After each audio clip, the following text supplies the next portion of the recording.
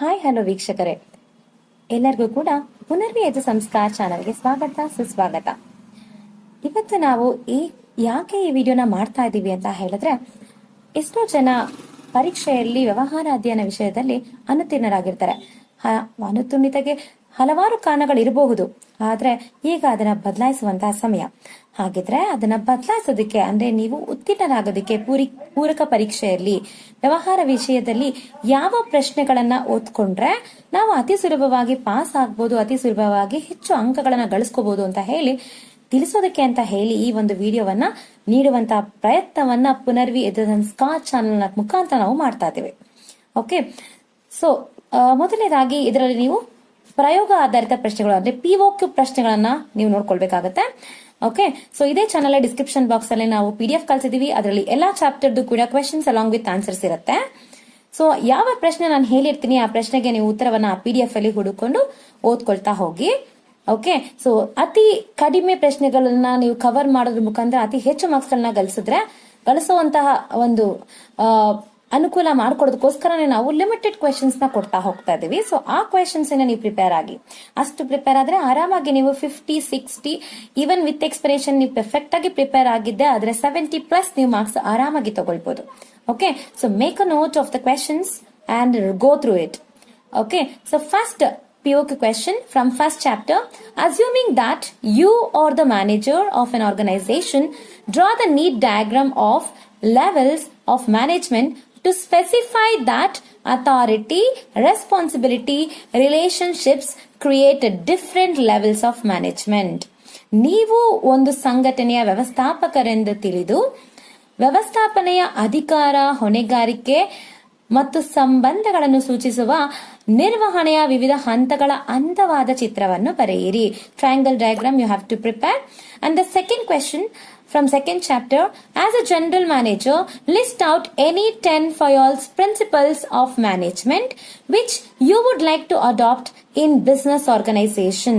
ನೀವು ಒಂದು ಸಂಸ್ಥೆಯ ಮುಖ್ಯ ವ್ಯವಸ್ಥಾಪಕರೆಂದು ಭಾವಿಸಿ ನಿಮ್ಮ ಸಂಘಟನೆಯಲ್ಲಿ ಅಳವಡಿಸಲು ಬಯಸುವ FOIL ರವರ 10 ನಿರ್ವಹಣಾ ತತ್ವಗಳನ್ನು ಪಟ್ಟಿ ಮಾಡಿ. Third question from third chapter, show the different elements of business environment that influence the success of business enterprise with a neat diagram. Okay, ವ್ಯವಹಾರೋದ್ಯಮದ ಯಶಸ್ಸಿನ ಮೇಲೆ ಪ್ರಭಾವ ಬೀರುವ ಪರಿಸರದ ವಿವಿಧ ಮೂಲಾಂಶಗಳನ್ನು ವಿವರಿಸುವ ಅಂದವಾದ ಚಿತ್ರವನ್ನು ಬಿಡಿಸಿರಿ. Fourth question from fourth chapter, as a manager, what logical steps you follow in planning process before executing a project. ನೀವು ಒಬ್ಬ ವ್ಯವಸ್ಥಾಪಕರಾಗಿ ಒಂದು ಯೋಜನೆಯನ್ನು ಕಾರ್ಯರೂಪಕ್ಕೆ ತರಲು ಯಾವ ತರ್ಕಬದ್ಧವಾದಂತಹ ಯೋಜನೆಯ ಹಂತಗಳನ್ನು ಅನುಸರಿಸುತ್ತೀರಿ. Fifth question for fifth chapter, draw the organization chart showing divisional and functional structure. ವಿಭಜನಾತ್ಮಕ ಮತ್ತು ಕಾರ್ಯಾತ್ಮಕ ಸಂಘಟನೆಯ ರಚನೆಯ ಅಂದವಾದ ಚಿತ್ರವನ್ನು ಬರೆಯಿರಿ. As a HR manager, list out any 10 sources of recruitment to fill in the vacancies in your organization. ಒಬ್ಬ ಮಾನವ ಸಂಪನ್ಮೂಲ ವ್ಯವಸ್ಥಾಪಕರಾದ ನೀವು ನಿಮ್ಮ ಸಂಘಟನೆಯಲ್ಲಿ ಖಾಲಿ ಇರುವ ಹುದ್ದೆಗಳನ್ನು ಭರ್ತಿ ಮಾಡಲು ಇರುವ ನೇಮಕಾತಿಯ 10 ಮೂಲಾಂಶಗಳನ್ನು ಪಟ್ಟಿ ಮಾಡಿರಿ. Seventh question from seventh chapter, draw the neat diagram of Maslow's needs hierarchy. Maslow ಅವರ ಅಗತ್ಯತೆಗಳ ವರ್ಗ ಶ್ರೇಣಿಯ ಸಿದ್ಧಾಂತದ ಮೂಲಾಂಶದ ಚಿತ್ರ ಬರೆಯಿರಿ. ತ್ರಿಕೋನ ಚಿತ್ರ ಅಂದ್ರೆ ಟ್ರಯಾಂಗಲ್ ಡಯಾಗ್ರಾಮ್ ಮಾತ್ರ ಇದರಲ್ಲಿ ಪ್ರಾಕ್ಟೀಸ್ ಮಾಡ್ಕೊಳ್ಳಿ. And then eighth question, as a manager of an organization, what are the modern techniques of controlling you would like to adopt. ಸಂಘಟನೆಯ ಒಬ್ಬ ವ್ಯವಸ್ಥಾಪಕರಾದ ನೀವು ಯಾವ ಆಧುನಿಕ ನಿಯಂತ್ರಣದ ತಂತ್ರಗಳನ್ನ ಅನುಸರಿಸುವಿರಿ ಎಂಬುದನ್ನು ತಿಳಿಸಿ. Okay, so I have given here only 8 questions in order to help you to prepare for 10 marks within short time. Okay, so ಈ ಒಂದು 8 ಪ್ರಶ್ನೆಗೆ ನೀವು ಪ್ರಿಪೇರ್ ಆಗಿದ್ದೆ ಆದ್ರೆ ಇದರಲ್ಲಿ ಖಂಡಿತ 5 marks questions ಬರುತ್ತೆ. ಸೊ 10 questions ನಿಮ್ಮ ಬತ್ತಳಿಕೆಯಲ್ಲಿರುತ್ತೆ. Okay, so you can score easily, and all the POQ questions are there at the end of the chapter. ಪ್ರತಿ ಚಾಪ್ಟರ್ ನ ಎಂಡ್ ಕ್ವೆಶ್ಚನ್ ಇದಾಗಿರುತ್ತೆ. ಸೊ ಈಸಿಯಾಗಿ PDF ಅಲ್ಲಿ ನಿಮಗೆ ಸಿಗುತ್ತೆ. Okay, Kannada medium, English medium, both PDF we have sent in the description box. It is there. Okay, and 8 ಅಂಕದ ಪ್ರಶ್ನೆಗಳು. 8 ಅಂಕದ ಪ್ರಶ್ನೆಗಳಿಗೆ ಬರೋದಾದ್ರೆ, ಫಸ್ಟ್ ಇಲ್ಲಿ ನೀವು ಕ್ವಶನ್ಸ್ ನ ಆಪ್ಷನ್ ಆಗಿ ಇಟ್ಕೊಂಡ್ರೆ ತುಂಬಾ ತೊಂದರೆ ಆಗುತ್ತೆ. ಯಾಕಂದ್ರೆ ನೀವು ಆಪ್ಷನ್ ಆಗಿ ಇಟ್ಕೊಂಡಿದ್ದ ಕ್ವಶನ್ ಬಂದ್ಬಿಟ್ರೆ ಆಗ ನೀವು ಅಟೆಂಡ್ ಮಾಡಕ್ ಆಗೋದಿಲ್ಲ. ಸೊ ಅದಕ್ಕೆ ನೀವೇನ್ ಮಾಡ್ಬೇಕು, ಕ್ವೆಶನ್ಸ್ ನ ಆಪ್ಷನ್ ಆಗಿ ಇಟ್ಕೊಳ್ಳೋದರ ಬದಲು ಚಾಪ್ಟರ್ಸ್ ನ ನೀವು ಆಪ್ಷನ್ ಆಗಿ ಇಟ್ಕೊಂಡ್ರು ಕೂಡ ಸ್ಕೋರ್ ಮಾಡಬಹುದು. ಯಾಕೆಂದ್ರೆ ಆಪ್ಷನ್ಸ್ ಸಿಗತ್ತೆ ಇಲ್ಲಿ. ಓಕೆ, ಸೊ ನಾನ್ ನಿಮ್ಗೆ ಇಲ್ಲಿ ಒಂದು 4 ಚಾಪ್ಟರ್ಗಳದ್ದು ಕ್ವೆಶನ್ಸ್ ನ ಕೊಡ್ತೀನಿ. Okay, so from first 8 marks questions from first chapter. Okay, from chapter 1, explain the characteristics of management. ನಿರ್ವಹಣೆಯ ಗುಣಲಕ್ಷಣಗಳನ್ನು ವಿವರಿಸಿ. Management as an art and science are not mutually exclusive but complement to each other. Elucidate. ನಿರ್ವಹಣೆ ಕಲೆ ಮತ್ತು ವಿಜ್ಞಾನವಾಗಿ ವಿಜ್ಞಾನವಾಗಿದೆ, ಪರಸ್ಪರ ಹೊರತಾಗಿಲ್ಲ. ಅಂದರೆ ಇವೆರಡು ಕೂಡ ಒಂದಕ್ಕೊಂದು ಪೂರಕವಾಗಿದೆ. ಓಕೆ, ಸೊ ಇದನ್ನ ನೀವು ವಿವರಿಸಬೇಕು. ಸೊ ಎರಡರ ಒಂದು ಗುಣಲಕ್ಷಣಗಳನ್ನ ಕಲೆ ಮತ್ತು ವಿಜ್ಞಾನ, ಆರ್ಟ್ ಅಂಡ್ ಸೈನ್ಸ್ ಕ್ಯಾರೆಕ್ಟರಿಸ್ಟಿಕ್ಸ್ ಇಟ್ಕೊಂಡು ಈ ಒಂದು ಕ್ವೆಶನ್ಗೆ ನೀವು ಆನ್ಸರ್ಸ್ ಬರೀಬೇಕು. 3 characteristics. And the next third question, define coordination, explain the characteristics of coordination. ಸಮನ್ವಯತೆಯನ್ನು ವ್ಯಾಖ್ಯಾನಿಸಿ ಹಾಗೂ ಸಮನ್ವಯತೆಯ ಗುಣಲಕ್ಷಣಗಳನ್ನು ವಿವರಿಸಿ. Fourth question, management is a series of continuous interrelated functions. Comment. ನಿರ್ವಹಣೆಯು ನಿರಂತರ ಪರಸ್ಪರ ಸಂಬಂಧಿತ ಸರಣಿ ಕಾರ್ಯವಾಗಿದೆ, ವಿವರಿಸಿ. ಸೊ ಈ ಒಂದು ಪ್ರಶ್ನೆಗೆ ನೀವು ಫಂಕ್ಷನ್ಸ್ ಆಫ್ ಮ್ಯಾನೇಜ್ಮೆಂಟ್ ಅನ್ನ ಎಕ್ಸ್ಪ್ಲೈನ್ ಮಾಡಬೇಕು. ಫಂಕ್ಷನ್ಸ್ ಆಫ್ ಮ್ಯಾನೇಜ್ಮೆಂಟ್ ಈ ತರ ಸೆಂಟೆನ್ಸ್ ಇಂಡೈರೆಕ್ಟ್ ಆಗಿ ಕೇಳ್ತಾರೆ. Okay, and now from chapter 5. Okay, so chapter 5 ಇಂದ ಇರುವಂತಹ 8 marks questions. Explain the importance of organising. ಸಂಘಟನೆಯ ಪ್ರಾಮುಖ್ಯತೆಯನ್ನ ವಿವರಿಸಿ. State the advantages and disadvantages of formal organization. ಔಪಚಾರಿಕ ಸಂಘಟನೆಯ ಅನುಕೂಲತೆಗಳನ್ನು ಮತ್ತು ಅನಾನುಕೂಲತೆಗಳನ್ನು ವಿವರಿಸಿ. Okay, and then third question, what is decentralisation? Explain the importance. ವಿಕೇಂದ್ರೀಕರಣ ಅಂತ ಅಂದ್ರೆ ಏನು ಹಾಗೂ ವಿಕೇಂದ್ರೀಕರಣದ ಪ್ರಾಮುಖ್ಯತೆಯನ್ನ ವಿವರಿಸಿ. ಓಕೆ, ಸೊ ಈ 3 ಪ್ರಶ್ನೆಯಿಂದ ಒಂದು ಪ್ರಶ್ನೆ ಖಂಡಿತವಾಗಿ ಬರುತ್ತೆ. ಫಸ್ಟ್ ಚಾಪ್ಟರ್ ಕ್ವೆಶನ್ಸ್ ಏನಿಲ್ಲ ಅದರಿಂದ ಕೂಡ ಒಂದು ಕ್ವೆಶನ್ ಬರುತ್ತೆ. And then chapter 6. Chapter 6 is the most easiest and you have to prepare for 6th chapter the most. ಯಾವಾಗಲೂ 6th ಚಾಪ್ಟರ್ ತುಂಬಾ ಪ್ರಿಪೇರ್ ಆಗಿ, ಯಾಕೆಂದ್ರೆ ಅದರಲ್ಲಿ 4 marks questions ಬರುತ್ತೆ, 8 marks questions ಬರುತ್ತೆ. And as per I have observe, students feel this chapter is very easy. Okay, so ಸ್ಟೂಡೆಂಟ್ಸ್ಗೆ ತುಂಬಾನೇ easy ಅಂತ ಅನ್ಸೋದು ಚಾಪ್ಟರ್ ಆಗಿರೋದ್ರಿಂದ 4 marks 8 marks ಎರಡು ಪ್ರಿಪೇರ್ ಆಗಿ ಎರಡು ಬರುತ್ತೆ. ಕಡಿಮೆ ಪ್ರಶ್ನೆಗಳಿದೆ ಇದರಲ್ಲಿ, ಸೊ ಈಸಿಯಾಗಿ ಪ್ರಿಪೇರ್ ಆಗೋದಕ್ಕೆ ಆಗತ್ತೆ. ಓಕೆ, ಸೊ ಒಂದು 4 marks ಕ್ವಶನ್, ಒಂದು 8 marks ಕ್ವಶನ್, 12 marks ನಿಮ್ಮ ಕೈಲಿ ಈಸಿಯಾಗಿ ಪಡ್ಕೊಳ್ಬಹುದು ಈ ಚಾಪ್ಟರ್ ಇಂದ. Okay, so 6th chapter, explain the steps in staffing process. ಸಿಬ್ಬಂದಿ ನಿರ್ವಹಣೆಯ ಪ್ರಕ್ರಿಯೆಯ ವಿವಿಧ ಹಂತಗಳನ್ನು ವಿವರಿಸಿ. Okay, describe the steps involved in selection process. ಸಿಬ್ಬಂದಿ ಆಯ್ಕೆಯ ಪ್ರಕ್ರಿಯೆಯ ಹಂತಗಳನ್ನ ನೀವು ವಿವರಿಸಬೇಕು. ಸಿಬ್ಬಂದಿ ನಿರ್ವಹಣೆಯ ಪ್ರಕ್ರಿಯೆಯ ಹಂತಗಳನ್ನು ವಿವರಿಸಿ. And then the 10th question, explain 4 methods of on the job and any 4 methods of off the job training. ತರಬೇತಿಯ ಯಾವುದಾದರೂ 4 ಕಾರ್ಯನಿರತ ಮತ್ತು 4 ಕಾರ್ಯೇತರ ವಿಧಾನಗಳನ್ನು ವಿವರಿಸಿ. 11th question, explain the benefits of training and development to the organization and to the employees. ತರಬೇತಿ ನೀಡುವುದರಿಂದ ಉದ್ಯೋಗ ಸಂಸ್ಥೆಗೆ ಮತ್ತು ಉದ್ಯೋಗಿಗೆ ಹೇಗೆ ಅನುಕೂಲವಾಗುತ್ತದೆ, ಯಾವ ಅನುಕೂಲತೆಗಳಾಗುತ್ತದೆ ಅಂತ ಹೇಳಿ ಇಬ್ಬರಿಗೂ ಕೂಡ 4 ಅನುಕೂಲತೆಗಳನ್ನು ನೀವು ಬರಬೇಕಾಗಿರುತ್ತೆ. ಓಕೆ, ಸೊ ಇದರಲ್ಲಿ ಸಂಘಟನೆಗೆ ಆಗುವ ಏನು ಅನುಕೂಲತೆಗಳಿದೆ, ಇದು 4 marks ಕ್ವಶನ್ ಕೂಡ. Okay, and then 7th chapter question, 8 marks. For 8 marks, what is supervision? Explain the role played by a supervisor. ಮೇಲ್ವಿಚಾರಣೆ ಎಂದರೇನು, ಮೇಲ್ವಿಚಾರಕನ ಪಾತ್ರವನ್ನ ವಿವರಿಸಿ. ಓಕೆ, ಅಂದ್ರೆ ಇಲ್ಲಿ ಇಂಪಾರ್ಟೆನ್ಸ್ ಆಫ್ ಸೂಪರ್ವಿಷನ್ ನೀವು ಬರೀಬೇಕಾಗತ್ತೆ. Okay, and then the next question, 13th question, explain for financial incentives and for non-financial incentives. ನೌಕರರಿಗೆ ಪ್ರೇರೇಪಿಸಲು ಬಳಸುವಂತಹ ಹಣಕಾಸಿನ ಮತ್ತು ಹಣಕಾಸೇತರ ಉತ್ತೇಜಕಗಳನ್ನು ವಿವರಿಸಿ. ಓಕೆ, ಅಂಡ್ ದೆನ್ ಯಾವ್ದಾದ್ರು ನಾಲ್ಕು ಎರಡರು ಈಸಿ ಆಗಿರುವಂತದ್ದು ನೀವು ಪ್ರಿಪೇರ್ ಆಗಿ. And then explain the qualities of a good leader. ಉತ್ತಮ ನಾಯಕನ ಗುಣಲಕ್ಷಣಗಳನ್ನ ವಿವರಿಸಿ. And then the last question, suggest the suitable measures to improve communication effectiveness. ಸಂವಹನದ ಪರಿಣಾಮಕಾರಿತ್ವವನ್ನ ಹೆಚ್ಚಿಸುವುದಕ್ಕೆ ಅನುಸರಿಸುವ ಮೂಲಾಂಶಗಳನ್ನ ಸೂಚಿಸಿ. ಓಕೆ, ಸಂವಹನದ ಪರಿಣಾಮಕಾರಿತ್ವವನ್ನು ಹೆಚ್ಚಿಸಲು ನಾವು ಯಾವ ಅಂಶಗಳನ್ನು ಅನುಸರಿಸಬೇಕು ಅಂತ ಹೇಳಿ ಇಲ್ಲಿ ನೀವು ಪ್ರಿಪೇರ್ ಆಗಬೇಕು. ಓಕೆ, ಸೊ ಇಷ್ಟು ಪ್ರಶ್ನೆಗಳಿಗೆ ನೀವು ಪ್ರಿಪೇರ್ ಆಗಿದ್ದೆ ಆದ್ರೆ 8 ಮಾರ್ಕ್ಸ್ ಕ್ವೆಶನ್ಸ್ 3 ಕ್ವೆಶನ್ಗೆ ನೀವು ಆರಾಮಾಗಿ ಆನ್ಸರ್ ಮಾಡಬಹುದು. ನಾನು ನಿಮ್ಗೆ ಎಕ್ಸ್ಟ್ರಾ ಕೂಡ ಪ್ರಿಪೇರ್ ಆಗೋದಕ್ಕೆ ಹೇಳಿದೀನಿ. ಈ 4 ಚಾಪ್ಟರ್ ಪ್ರಶ್ನೆಗಳಲ್ಲಿ ನಿಮ್ಗೆ ಇನ್ನೂ ಆಗ್ತಿಲ್ಲ ಅಂತ ಹೇಳಿದ್ರೆ ಯಾವ್ದು ಈಸ್ ಆಗತ್ತೆ ಅಂತ 3 ಚಾಪ್ಟರ್ ಕರೆಕ್ಟಾಗಿ ಪ್ರಿಪೇರ್ ಆದ್ರೂ ಸಹಿತ ನೀವು 3 ಪ್ರಶ್ನೆಗಳಿಗೆ ಆರಾಮಾಗಿ ಆನ್ಸರ್ ಮಾಡಬಹುದು. ಇದರಲ್ಲಿ 4 ಮಾರ್ಕ್ಸ್ ನಿಮಗೆ ಪಾಯಿಂಟ್ಸ್ಗೆ ಬರುತ್ತೆ, 4 ಮಾರ್ಕ್ಸ್ ಎಕ್ಸ್ಪ್ಲನೇಷನ್ಗೆ ಇರುತ್ತೆ. ನೀವು ಎಕ್ಸ್ಪ್ಲನೇಷನ್ ಅನ್ನ ಅರ್ಥ ಮಾಡ್ಕೊಂಡು ಸ್ವಲ್ಪ ಬರ್ದಿದ್ದೆ ಆದಲ್ಲಿ ಕೂಡ ನೀವು 8 ಅಂಕಗಳಿಗೆ 6 ಅಂಕಗಳನ್ನ ಆರಾಮಾಗಿ ಪಡ್ಕೋಬಹುದು. So 6 3s 18 marks. Explanation perfect ಆಗಿದ್ದೆ ಆದ್ರೆ 8 3s. ಓಕೆ, ಸೊ 24 ಮಾರ್ಕ್ಸ್ ನಿಮ್ಮ ಬತ್ತಳಿಕೆಯಲ್ಲಿ ಇರುತ್ತೆ. ಓಕೆ, ಸೊ ಅಲ್ಲಿ 10 ಮಾರ್ಕ್ಸ್ ಪಿಒಕೆಲಿ, ಇಲ್ಲಿ 24 ಮಾರ್ಕ್ಸ್ 34 ಮಾರ್ಕ್ಸ್ ಅಲ್ಲೇ ಬಂತು, ನೀವು ಪಾಸ್ ಆಗೋದಕ್ಕೆ ರೆಡಿ ಆಗ್ತೀರಾ.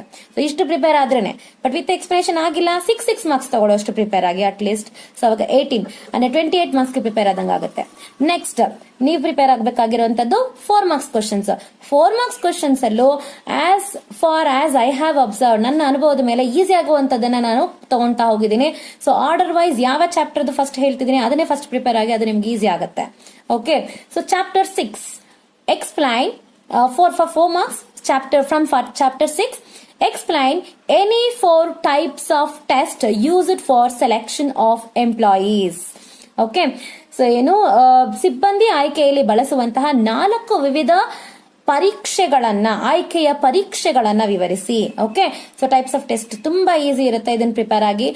ಅಥವಾ ಇದು ಬಿಟ್ರೆ ಇನ್ಯಾವುದು 4 ಮಾರ್ಕ್ಸ್ ಬರ್ಬೋದು ಈ ಚಾಪ್ಟರ್ ಅಂತ ಹೇಳಿದ್ರೆ explain the internal source of recruitment, ನೇಮಕಾತಿಯ ಆಂತರಿಕ ಮೂಲಗಳನ್ನ ವಿವರಿಸಿ.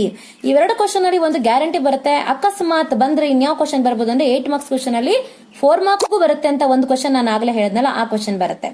ಓಕೆ, ಯಾವುದು? How does training and development of employees benefits the organisation, ಉದ್ಯೋಗಿಯ ತರಬೇತಿ ಮತ್ತು ಅಭಿವೃದ್ಧಿಯು ಸಂಸ್ಥೆಗೆ ಹೇಗೆ ಅನುಕೂಲವಾಗಿದೆ ತಿಳಿಸಿ.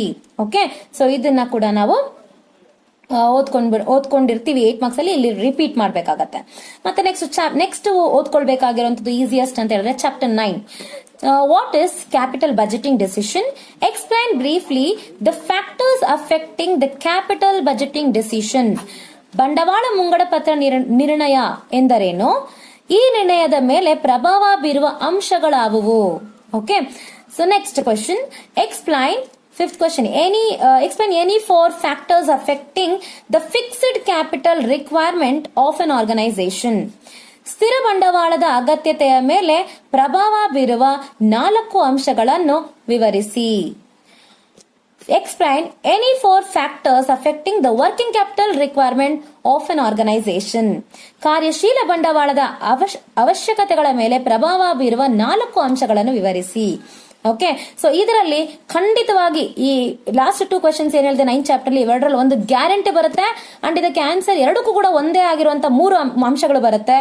ಸೊ ಅದನ್ನು ಕೂಡ ನಿಮ್ಗೆ ಹೇಳ್ತೀನಿ. ಏನು? Nature of business, okay, scale of operation, growth opportunity, ಬೆಳವಣಿಗೆ ಅವಕಾಶ, ಮತ್ತೆ ವ್ಯವಹಾರದ ಒಂದು ಸ್ವರೂಪ ಮತ್ತು ವ್ಯವಹಾರದ ಪರಿಮಿತಿ. ಸೊ ಇಷ್ಟನ್ನ ನೀವು 3 ಪಾಯಿಂಟ್ ಎರಡಕ್ಕೂ ಕೂಡ ಒಂದೇ ಬರೀಬಹುದು. ಲಾಸ್ಟ್ 2 ಕ್ವಶನ್ಸ್ ಏನ್ ಹೇಳಿದೆ ಈಗ 9th ಚಾಪ್ಟರ್ ಇಂದ ಅವೆರಡಕ್ಕೂ ಆ 3 ಪಾಯಿಂಟ್ ಪ್ಲಸ್ ಇನ್ನೊಂದು ಪಾಯಿಂಟ್ ನೋಡ್ಕೊಂಡ್ರಿ ಅಂತ ಹೇಳಿದ್ರೆ ಎರಡಕ್ಕೂ answer ಆಗತ್ತದು.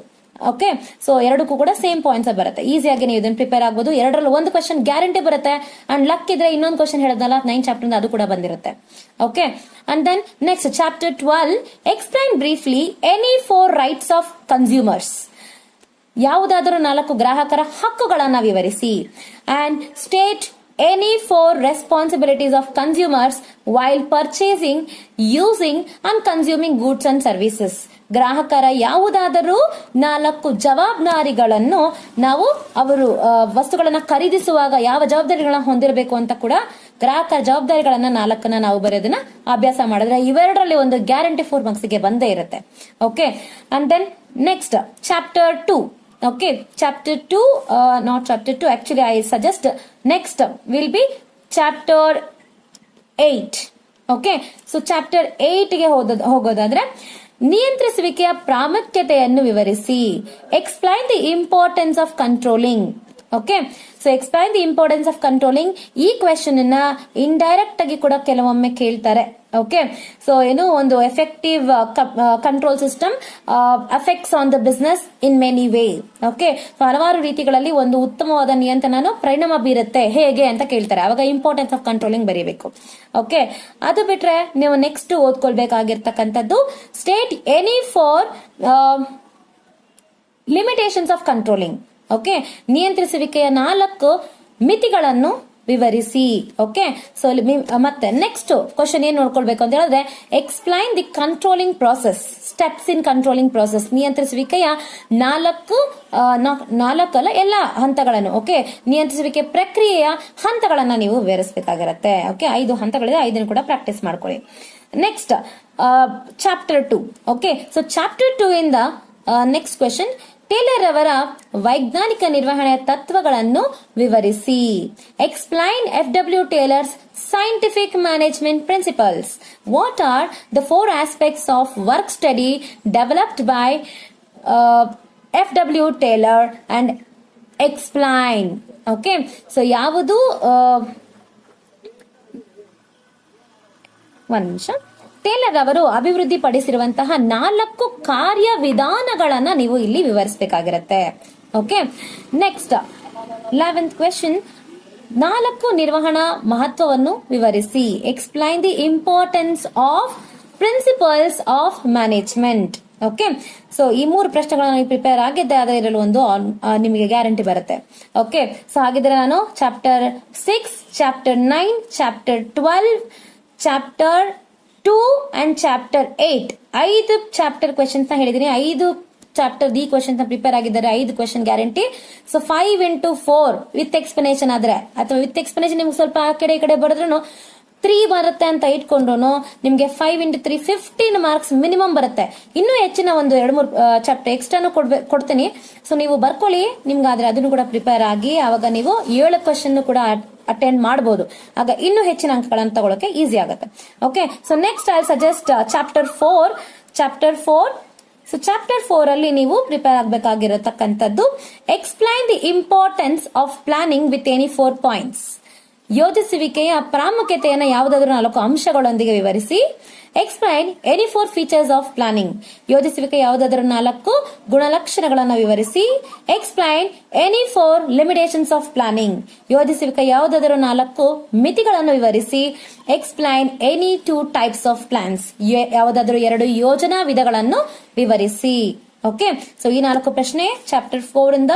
And then some of the questions from chapter 11 also I will mention few. Okay, ನಾನು ಇದನ್ನ 100% ಹೇಳೋಕ್ಕಾಗಲ್ಲ, but you can mention, you can try to learn that. Okay, so chapter 11 ಇಂದ explain the elements of marketing mix.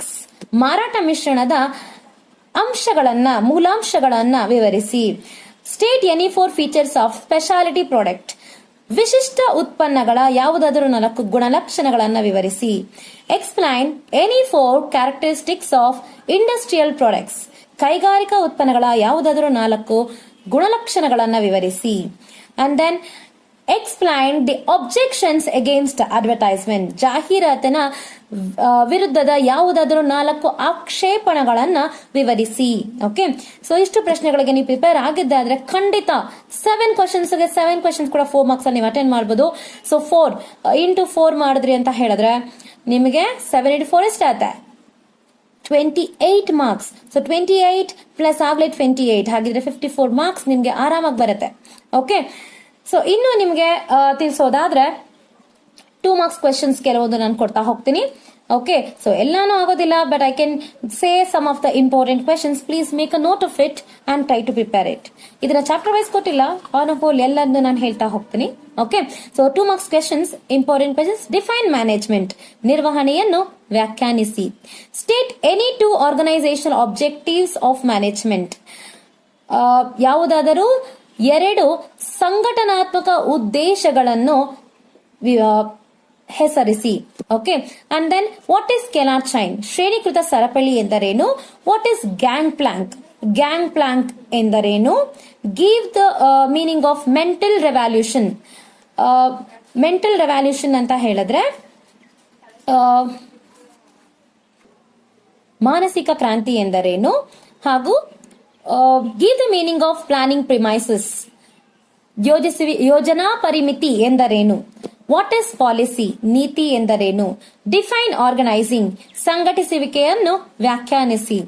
State any two difference between functional and divisional structure, ಕಾರ್ಯಾತ್ಮಕ ಮತ್ತು ವಿಭಾಗೀಯ ರಚನೆಯ ಯಾವುದಾದರೂ ಎರಡು ವ್ಯತ್ಯಾಸಗಳನ್ನು ತಿಳಿಸಿ. ವಾಟ್ ಇಸ್ ರಿಕ್ರೂಟ್ಮೆಂಟ್, ನೇಮಕಾತಿ ಎಂದರೇನು? ವಾಟ್ ಇಸ್ ಪ್ಲೇಸ್ಮೆಂಟ್, ಅನುಸ್ಥಾಪನೆ ಎಂದರೇನು? ವಾಟ್ ಇಸ್ ಸೆಲೆಕ್ಷನ್, ಸಿಬ್ಬಂದಿ ಆಯ್ಕೆ ಎಂದರೇನು? State any two elements of communication process, ಸಂವಹನದ ಯಾವುದಾದರೂ ಎರಡು ಮೂಲಾಂಶಗಳನ್ನು ಹೆಸರಿಸಿ. State any two personal barriers to communication, ಸಂವಹನದ ಯಾವುದಾದರೂ ಎರಡು ವೈಯಕ್ತಿಕ ಅಡಚಣೆಗಳನ್ನು ಹೆಸರಿಸಿ. Give the meaning of break even analysis, ಸಮಚ್ಛೇದ ವಿಶ್ಲೇಷಣೆ ಎಂದರೇನು? ವಾಟ್ ಇಸ್ ರೆಸ್ಪಾನ್ಸಿಬಿಲಿಟಿ ಅಕೌಂಟಿಂಗ್, ಹೊಣೆಗಾರಿಕೆ ಲೆಕ್ಕಪತ್ರ ನಿರ್ವಹಣೆ ಎಂದರೇನು? What do you understand by budgetary control, budget ಆಧಾರಿತ ನಿಯಂತ್ರಣ ಎಂದರೇನು? State twin objectives of financial planning, ಹಣಕಾಸಿನ ಯೋಜನೆಯ ಯಾವುದಾದರೂ ಎರಡು ಅವಳಿ ಉದ್ದೇಶಗಳನ್ನೇ ನೀವು ಹೇಳ್ಬೇಕಾಗತ್ತೆ. ಓಕೆ, ಯಾವ್ದಾದ್ರು ಎರಡಲ್ಲ, ಅವಳಿಯ ಉದ್ದೇಶಗಳಂದ್ರೆ ಎರಡಿದೆ, ಸೊ ಅದನ್ನೇ ಪ್ರಿಪೇರ್ ಆಗಿ. And then the next, give the meaning of trading on equity, equity ಆಧಾರಿತ ವ್ಯಾಪಾರ ಎಂದರೇನು? ವಾಟ್ ಈಸ್ ಫೈನಾನ್ಷಿಯಲ್ ಮ್ಯಾನೇಜ್ಮೆಂಟ್, ಹಣಕಾಸಿನ ನಿರ್ವಹಣೆ ಎಂದರೇನು? ಸೊ 20 ಪ್ರಶ್ನೆಗೆ ನೀವು ಪ್ರಿಪೇರ್ ಆಗಿದೆ, ಆದರೆ ಇದರಲ್ಲಿ 5 ಆದ್ರೂ ಬಂದೇ ಬರುತ್ತೆ. Okay, so and then important questions for 1 marks. What is efficiency, ದಕ್ಷತೆ ಎಂದರೇನು? ವಾಟ್ ಈಸ್ ಎಫೆಕ್ಟಿವ್ನೆಸ್, ಪರಿಣಾಮಕಾರತ್ವ ಎಂದರೇನು? Who is known as the father of general management, ಸಾಮಾನ್ಯ ನಿರ್ವಹಣೆಯ ಪಿತಾಮಹ ಎಂದರೆ ಯಾರು? Who is known as father of scientific management, ವೈಜ್ಞಾನಿಕ ನಿರ್ವಹಣೆಯ ಪಿತಾಮಹ ಯಾರು? State the number of principles of management propounded by Henri Fayol, Henri Fayol ರವರು ಪ್ರತಿಪಾದಿಸಿರುವ ನಿರ್ವಹಣೆಯ ತತ್ವಗಳ ಸಂಖ್ಯೆ ಎಷ್ಟು? Okay, so what is simplification, ಸರಳೀಕರಣ ಎಂದರೇನು? ವಾಟ್ ಇಸ್ ಬಿಸಿನೆಸ್ ಎನ್ವಿರಾನ್ಮೆಂಟ್, ವ್ಯವಹಾರ ಪರಿಸರ ಎಂದರೇನು? ವಾಟ್ ಈಸ್ ರೂಲ್, ನಿಯಮ ಎಂದರೇನು? Or give an example for a rule ಅಂತ ಕೂಡ ಕೇಳ್ಬೋದು. ನಿಯಮಗಳಿಗೆ ಯಾವ್ದಾದ್ರು ಒಂದು ಉದಾಹರಣೆ ಕೊಡಿ. Okay, so no smoking, no parking, ಆ ತರದ್ ಯಾವ್ದಾದ್ರು ಒಂದು ಎಕ್ಸಾಂಪಲ್ ನೀವು ಬರೀಬೇಕು ಅದಕ್ಕೆ. What is planning,